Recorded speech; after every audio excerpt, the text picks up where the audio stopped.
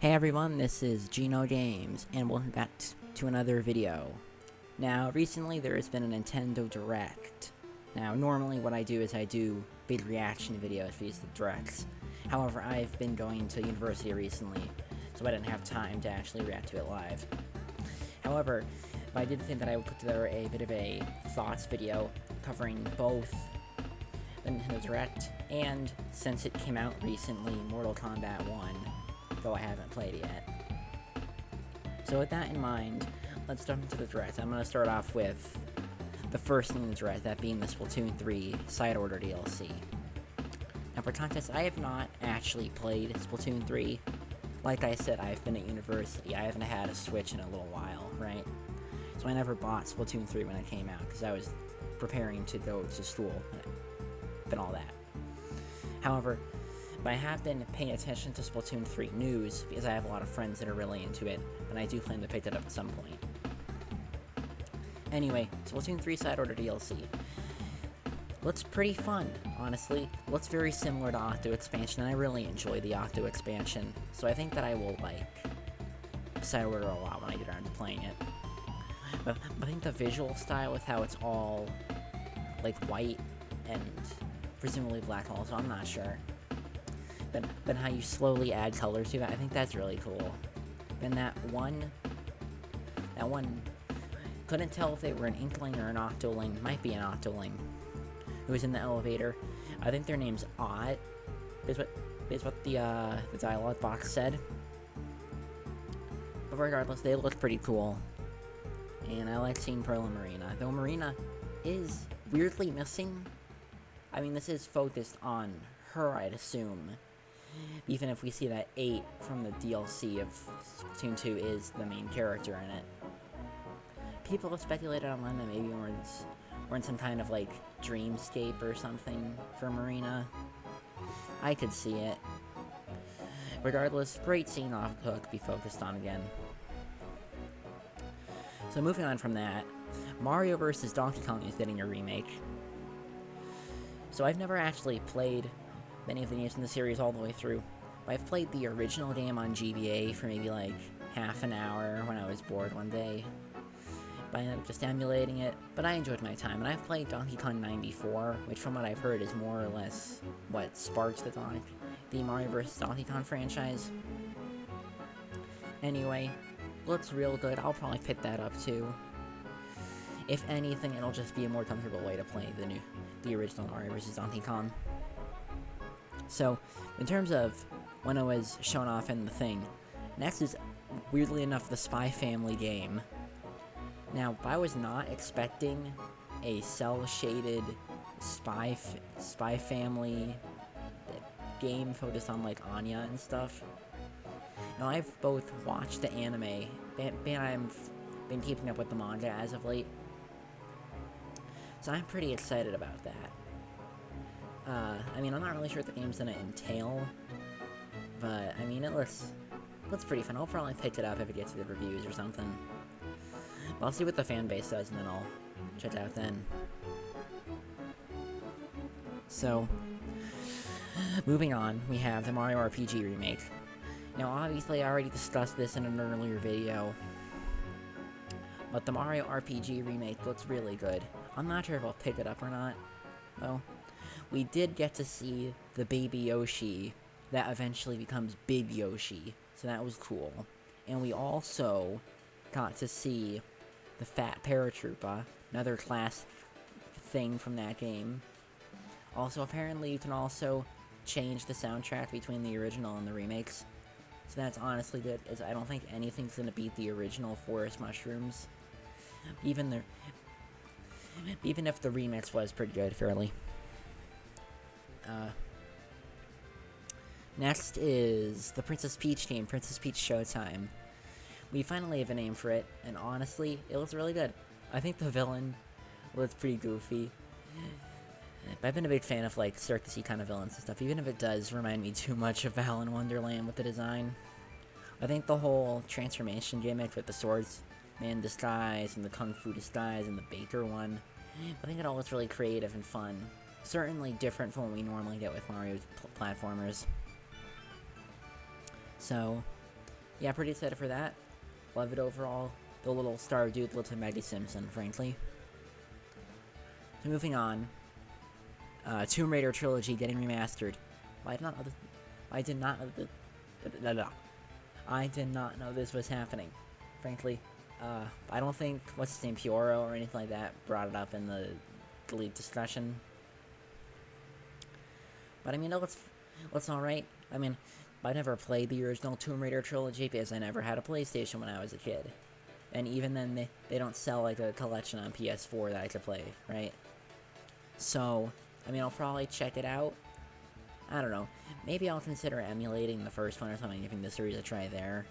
But I feel that with the improved controls of the Switch over the original PlayStation, that it might be better to just pick up a Tomb Raider collection when it comes out. So let's see. Following this was a bunch of random stuff I don't care about. There was also that Trace Memory collection, which is cool even if I've never played Trace Memory before. But it's always great to see random DS games get ported to new consoles. But in terms of stuff that I care about is the Dark Moon remaster. Or I guess now they're calling it Luigi's Mansion 2 here in America. I always hated how Europe and Japan just called it Luigi's Mansion 2, but we called it Luigi's Mansion Dark Moon. Dark Moon is such a cooler title compared to just Luigi's Mansion 2, and I think 3 should have also had a subtitle. But I don't know what they would call it. Something hotel themed, something vacation themed maybe. But regardless, it was cool to have that subtitle, but I'm disappointed that they're taking it away. But even if Luigi's Mansion 2 HD does look really good, and is most certainly a visual improvement from the original, right? Following that was actually the Nintendo Museum. Now, I had no idea this was happening. Like, I had heard not a thing. Not off Twitter, not off YouTube. This was my first time actually hearing about the Nintendo Museum, and honestly, it's a pretty cool concept, I feel. Okay, so I live in America, so obviously I'm not going to be able to see it, but if I ever go to Japan for a vacation or whatever, I'm definitely going to go check that out. Following that was a bunch of Amiibo news. We got an actual release date again for the Zelda and Ganondorf Tears of the Kingdom Amiibo. Still gonna buy those when they come out. Then we got the Xenoblade 3 Amiibo, which I didn't even know was happening, because I guess, like, the Xenoblade 3 DLC had wrapped up a long time ago, I thought. So I didn't know where to get any more for that game. But, I mean, they look really cool. Noah and Neo have good designs, I feel, and I'll be glad to purchase their Amiibo, even if they probably don't have much in terms of functionality in the game. But then there's Sora. Took them long enough to announce him as an Amiibo, but that means that we're getting the last Smash Bros. Amiibo. Still need to buy the rest of the ones that were released recently, though. After that was F-Zero 99. Now, I don't like either F-Zero or the 99 games, even if I do feel that F-Zero deserves to be treated better as a franchise, which is the only reason why I'm even bringing this up. So please, go play F-Zero 99 so they won't kill the franchise again. I may hate 99 games and think they're all not that creative or fun, but I don't want F-Zero to go the wayside of, like, Earthbound or how Metroid was for years, now that it's apparently getting a new game.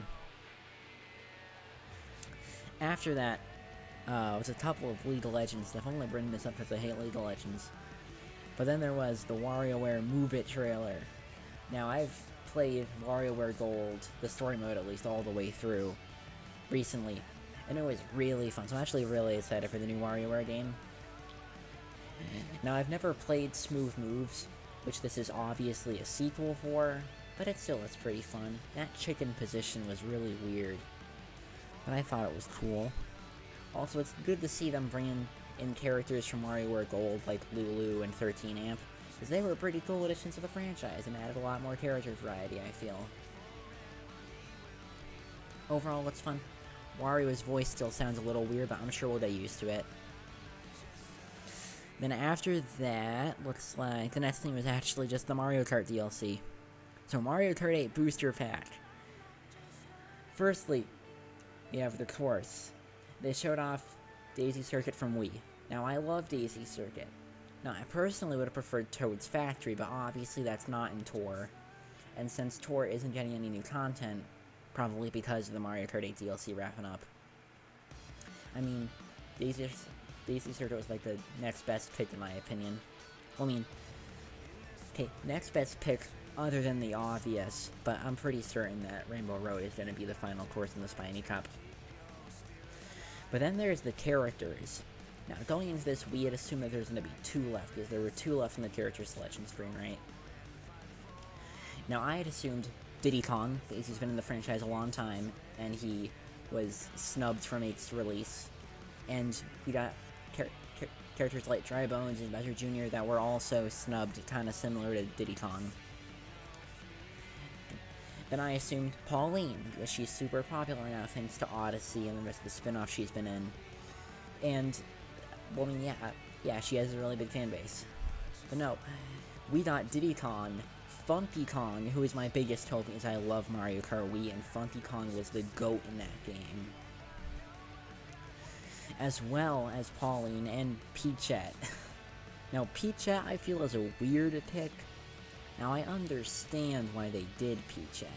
It was probably easy since her model's already based off Peach, and her voice lines are already based off Peach, so it was probably easy adding her to the game.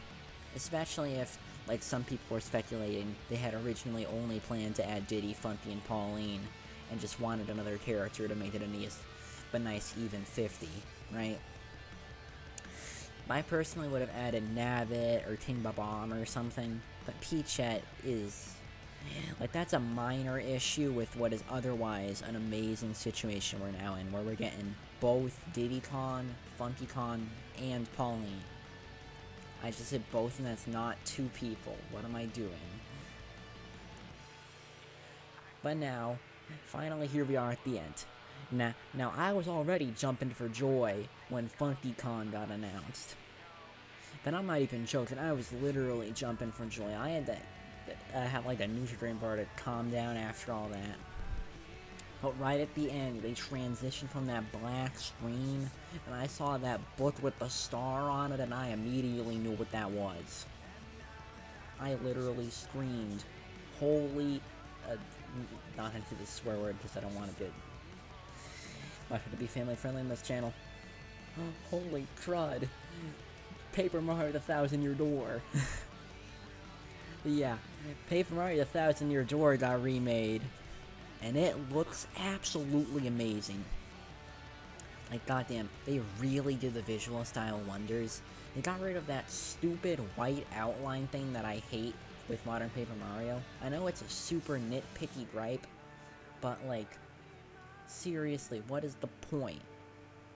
Now, I could go on for a while about how much I don't like the modern Paper Marios, but frankly, I love Thousand Year Door. I only played through the first 3 chapters of it on my homebrewed Wii back in, like, 2021, but it was so good. And to see it not only getting remade for the Switch, but also getting remade with an amazing update of the art style, as well as keeping all the various things from the original that were kind of edgy back then, like the noose in the middle of the town, as well as potentially adding back in the whole Vivian trans thing, if what's-his-face's red eye is anything to go by.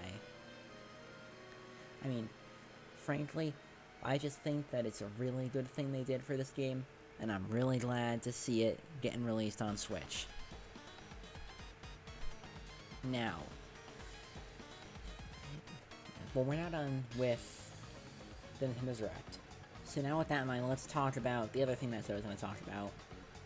That being, of course, Mortal Kombat 1. Now, I have not actually played it yet because, once again, not at home, don't have a Switch. Then I don't have a PS5 or a Series X or a gaming PC either, so I can't play it yet. Plus, only the premium version's out. But I have watched the entire story mode, which, up until the end, was pretty good, as well as some gameplay footage. Plus, since we last talked about it, a bunch more characters have gotten announced, and I'm real excited for it. So firstly, the leak ended up being true. Garrus, Lee May, Ashra, Nitara, Raiko, and Havoc, all playable, right? Now, I've never played the 3D games, so I don't really have much of an opinion on most of these guys. Though, honestly, they made them pretty cool. Even if the story mode doesn't do them any justice, like, whatsoever. Like, they pretty much drop basically all of them after, like, the first couple of chapters, right? Anyway, it's glad to see them included in the game. Great to see them brought into the modern era, and to please all those fans of the 3D games. Plus, I actually kind of care about some of them after watching the story mode, right? Like, Raiko is pretty cool, and so is Ashra. I wish Nitara wasn't voiced by Megan Fox, because her performance isn't that good. But I think her inclusion, at least, was a good choice. Nitara is a cool character, plus she was in the movies, that's cool. Unfortunately, there are no new characters, which is a really weird thing they keep doing, and it's a thing that I absolutely hate about modern fighting games where they don't include any new characters for some stupid reason. But at least we got a bunch of 3D characters, and they're new to me, so that's more or less what a new character would do for me anyways, so yeah. But then there's also the cameo fighters. Now, not a whole bunch of them got announced since then. Shujinko looks pretty cool, frankly. But my main one that I'm excited about is Kintaro, or not Kintaro, Motaro. Because I love Motaro. I am so upset that he wasn't in Mortal Kombat 9. I am so upset that they made him a Minotaur in Armageddon. Then I am so upset that he hasn't shown up in literally anything since Armageddon, and literally anything as a Centaur since Mortal Kombat 3. But they finally figured out how to animate him, so heck yeah, Motaro is a cameo fighter. Yeah, great to see Motaro back, great to see the new story mode, I think it's really good until the end. Then I love seeing characters like Reptile come back, especially loving Reptile's new design, both the human form and the lizard form, best of both worlds. But yeah, that basically covers everything that I wanted to cover today in terms of actual gaming news, from both the Direct and the release of Mortal Kombat 1. So I still have stuff coming up. Now when y'all get this, it'll be a couple of days before a thing that I've been working on gets posted. And I also have another thing that's in production that's being worked on. You'll see soon. And then I also have the Pikmin 4 video that I've been putting off for forever, but still want to make. So maybe you'll get that too. But yeah, I have a bunch of stuff on my plate at the moment. And you'll get to see probably most of it soonish. So with that in mind, I think I will see you all in the next video.